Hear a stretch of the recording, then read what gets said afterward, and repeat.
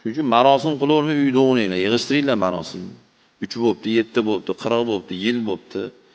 Uyda o'ynang, hammom quring, oshxonani o'rning. Oshxonaga kuxni nabor qilib bering. Kir mashina olib bering. Nima qilasiz hali ehson qilib? Ana ehson, xotinga qiling ehson. Singlimizni qilaylik, opamizga qilaylik.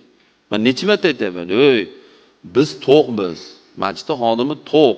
Mahalladagi hoji akangiz to'q. To'qqa yediravermang. Yedirmang to'qqa. Mana joyini qo'yib qo'ying, qani siz. Mana joyini qo'ying, eshitsin xalq. Yedirmang bizga. Biz duo qilaveramiz. Samimiy duo qilamiz.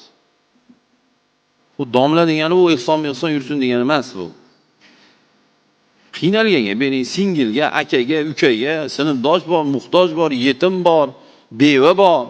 Shularga beringlar. Nima qilasizlar? Bizga yedirib.